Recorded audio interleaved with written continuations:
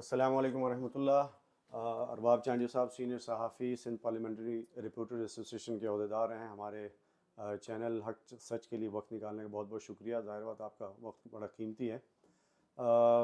سندھ کی موجودہ سیاسی امن و امان کی صورتحال جو ہے بڑی ابتر ہوتی جا رہی ہے، اس کے اوپر ہم آپ سے آپ کے خیالات بھی جانیں گے، اور جانیں گے کہ سندھ کے دیہی سندھ کے اضلاع کے اور کراچی کے لوگوں کو امن و امان کی صورتحال یہاں بہتر ہو بھی پائے گی۔ اب ارباب چانجو صاحب بڑی گمبھیر صورتحال ہے سندھ کے اضلاع، خاص طور پہ گھوٹکی، کشمور، جیکب آباد سائڈ اور یہ جو علاقے ہیں ان میں امن و امان کی صورتحال بہت خراب ہے۔ کچے کے علاقوں میں ڈاکوؤں کا راج ہے۔ سندھ حکومت کی جانب سے بارہا دعوے کیے جاتے رہے کہ یہ کچے کے علاقے میں ہم امن قائم کریں گے، ڈاکو راج کا خاتمہ کریں گے۔ کیا اب تک سندھ حکومت کامیاب ہو سکی ہے؟ دیکھیے، ایک تو آپ کا شکریہ حق سچ کا۔ حق سچ کہنا اس وقت سب سے مشکل کام ہے جو کہ بیڑا آپ نے لیا ہے، اور اللہ سائیں آپ کو اس کا اجر دے گا اگر یہ حق سچ کامیاب رہا۔ ویسے تو حق سچ کی کائنات پہ فتح آخر میں ہوتی ہے، عارضی طور پر تھوڑی مشکلات آتی ہے حق سچ میں، اور حق سچ یہ ہے میرے نزدیک جو میں آپ کو عرض کر رہا ہوں، جو سوال آپ نے پوچھا ہے، کرائم کا تعلق پوری دنیا کے اکنامی سے ہے، اور جہاں بھی اکنامی کی پرابلم ہے وہاں امن نہیں ہے، جہاں بھی غربت ہے وہاں امن نہیں ہے، اور جہاں بھی جہالت ہے وہاں بھی امن نہیں ہے، اور امن نہ ہونے کے بہت سارے اسباب ہوتے ہیں۔ ہمارے ہاں جو اس وقت کرائم اور جرائم ہے اس کے اسباب تھوڑے سے مختلف ہیں۔ بالکل ٹھیک ہے، سندھ میں وہ ترقی نہیں ہے جو کہ مثالی ہونی چاہیے، لیکن ایسا بھی نہیں ہے کہ سندھ کے لوگ کوئی رات کو ہزاروں لوگ بھوکے مر رہے ہوں، ایسا بھی نہیں ہے۔ یہ بھی بات درست ہے کہ سندھ میں پولیس کرپٹ ہے، مگر ایسا بھی نہیں ہے کہ پولیس ساری کرپٹ ہے اور سارے جو ڈکیت ہیں وہ 5 وقت کی نمازی ہیں، ایسی بھی کوئی بات نہیں ہے۔ تو مطلب یہ کہ ہمارے ہاں جو ڈکیت فیکٹر ہے وہ مارشاء لاء کے دور کی پیداوار ہے۔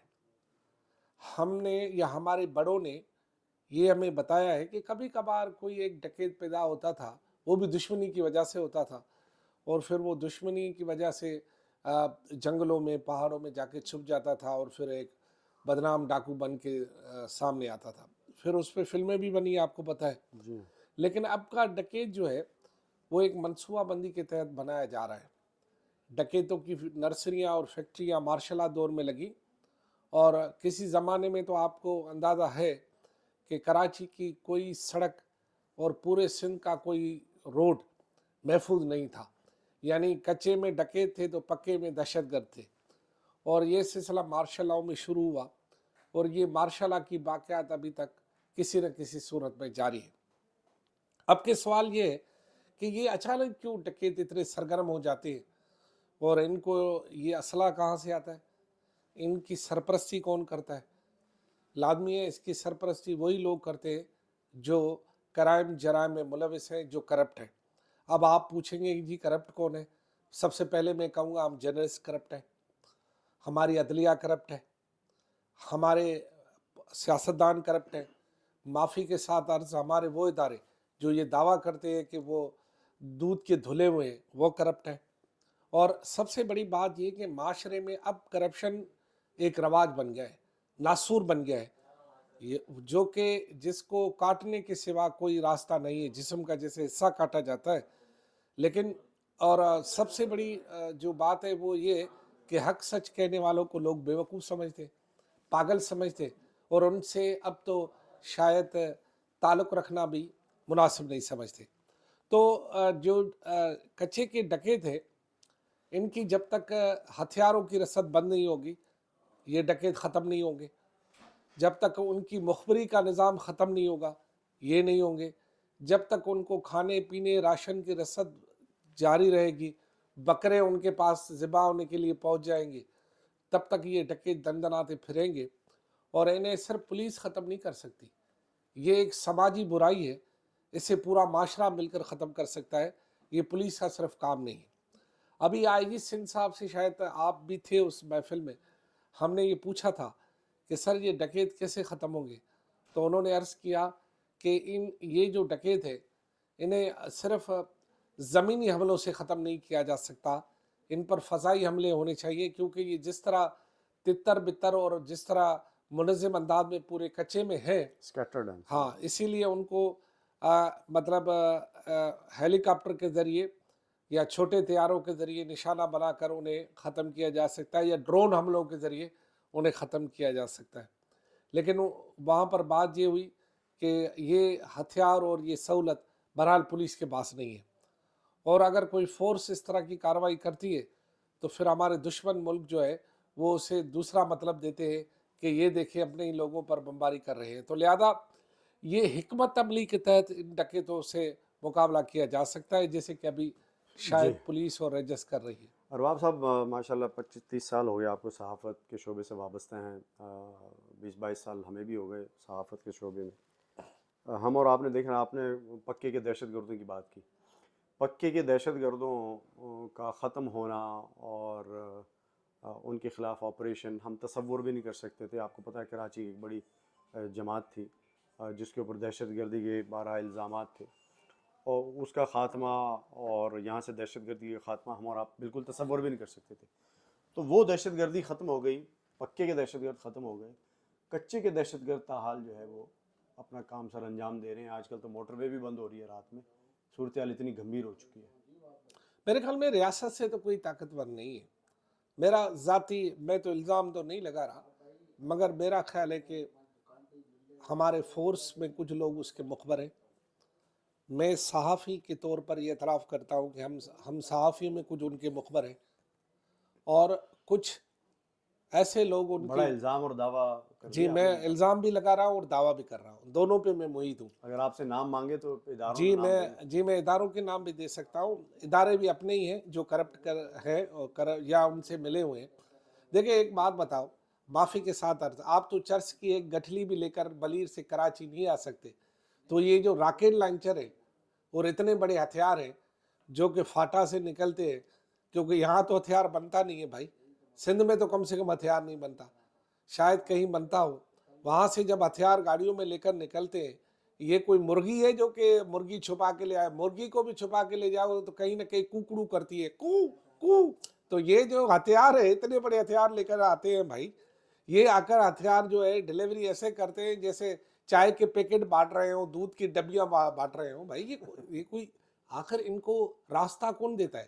سیف راستہ کون دیتا ہے؟ یہ ریاستی لوگ ہی دے رہے ہیں بھائی. جو تمہاری میری وردی پہنے یا نان وردی لوگ جو ہیں وہ ریاستی لوگ ان کو دے رہے ہیں. وہاں سے سیف پیکج آتا ہے، کچے تک ہتھیار پہنچتا ہے. میرا جان، پہلے تو میں یہ کہہ رہا ہوں نا، ہم جب تک سندھی میں ایک کہاوت ہے کہ کتی چوروں سے ملی ہوئی ہے، تو ہم جب چوروں سے ملے ہوئے ہیں، میں پہلے سے اپنے آپ سے شروع کرتا ہوں نا، ہم نے کون سے ڈکیتوں کے خلاف کارروائیاں کی ہیں. اور مجھے تو حیرت ہوئی، اور ڈکیت وری جو ہے ہمیں فقیروں کو بھی کہہ رہے ہیں ہم پوری سندھ میں تباہ کر دیں گے، یہ کرتے ہیں. او بھائی بات سنو، تم جو ایک بدوا کی بھی مار نہیں ہو. تمہیں اگر کسی نے کھتڑے فقیر نے بدوا دے دی نا، نسلیں تباہ ہو جائے گی تمہاری. دھاڑیل صاحب، یہ سندھ صوفیوں کی سرزمین ہے، اسے تمہارا باپ بھی تباہ نہیں کر سکتا. یہ جو آپ نے مثال دی کہ ڈیش جو ہے وہ چوروں سے ملی ہوئی ہے، ہاں یہ تو ہم نے سوشل میڈیا بھرا پڑا ہے اس سے. ارباب صاحب 2 دن پہلے ایک ویڈیو وائرل ہو رہی تھی، ایک ڈاکو صاحب جو ہے وہ 8-10 ڈاکو صاحبان بیٹھے ہیں اور ان کے پیچھے ایک موبائل جاتی ہے اور وہ کہتے ہیں آواز مارتے ہوئے کہ صاحب اچھے ہی تھو، سندھی میں کہہ رہے ہیں صاحب آ رہا ہے، تھوڑا سا آگے پیچھے ہو جاؤ. جی ہاں. یہ تو سوشل میڈیا بھرا پڑا ہے ان سے. تو مطلب یہ ہے کہ اچھبے کی بات ہی نہیں ہے بھائی. بات سنیں، یہ کوئی معافی کے ساتھ یہ بی ایل اے کے دہشت گرد ہے کہ پہاڑوں میں ایسے گم ہو جاتے ہیں جیسے جو ہے وہ پنچھی گم ہو گیا. بھائی جب معافی کے ساتھ عرض، مشرف کے دور میں آپ اکبر بگٹی کو نشانہ بنا سکتے ہیں. اکبر بگٹی سے طاقتور تو یہ ڈکیت نہیں ہے نا، آپس میں بیٹھے ہوئے. یہ کون سے خانو خان ہے؟ یہ چور کل کے لوفر جیب کترے جو ہے آج ڈکیت بن گئے. ان کو سردار باثر لوگ ان سے ہاتھ اٹھوائے، ان کو کوئی تتر بھی نہیں اپنی پوچھ. سرپرستی ختم کر دیں، سرپرستی ہے ان پر، وہ ختم کر دیں. وہ ختم کر دیں. پھر ان کو دیکھو بندہ تو بندے جیسا ہے. وہ بھی 4 روٹیاں کھاتے ہیں، ہم بھی 4 روٹیاں کھاتے ہیں. دودھ وہ بھی پیتے ہیں، ہم بھی بھینس کا دودھ پیتے ہیں. فرق یہ ہے کہ وہ خالص پی رہے ہوں گے، ہمارا انجیکشن کا لگا دودھ پی رہے ہیں. باقی تو دودھ تو ہم بھی پی رہے ہیں. تو یہ کیا ہوا؟ نہیں یہ میرا خیال ہے کہ ان کو سرپرستی ان کا خاتمہ ممکن ہے، کوئی بشرط یہ کہ مسئلہ ہی نہیں. ادارے، پولیس، قانون نافذ کرنے والے ادارے، سب حکومت ادارے سنجیدہ ہو جائیں. सब इदारे संजीदा हो जाए, तीनों सूबे संजीदा हो जाए। मैं तीनों सूबों की बात कर रहा हूँ। बलूचिस्तान, पंजाब और सिंध। खैबर पख्तूनख्वा से इनका हथियार आना बंद हो जाए, पंजाब के बॉर्डर से और सिंध के बलूचिस्तान के बॉर्डर से इन पे हथियार आता है, क्योंकि ये जहाँ कश्मीर कंदकोट है, आपको पता है ये जंक्शन है जी हाँ, जी हाँ। है ना। यहाँ से पंजाब को भी सड़क जाती है, यहाँ से बलूचिस्तान को भी सड़क जाती है, यहाँ से बाकी सिंध को भी सड़क जाती है। तो तीन सूबों का जंक्शन है गुड्डू बैराज, समझो। जी हाँ, ऊपर पंजनद है, और आपको पता है कि जब भी सैलाब आता है तो कोहे सुलेमान का पानी इधर से ही आकर जी हिट हाँ, करता है दरियाए सिंध को। जी हाँ। तो ये तो सिंध में भी सैलाब सिंध और में, तबाही तो मेरा बर्पाता है। ख्याल है कि ऐसा भी एन मुमकिन है कि ये कार्रवाइयाँ करके, जैसे कि हमारे यहाँ बाज़ औकात, अभी तो मुझे पता नहीं है, माजी में ऐसा होता रहा है कि दहशतगर्द जेल में होते थे, कार्रवाइयाँ बाहर आके करके रात को फिर जेल में चले जाते थे। उनको ये सहूलत रियासत ही के कुछ लोग फराहम करते थे। बाद में बातें खुली है।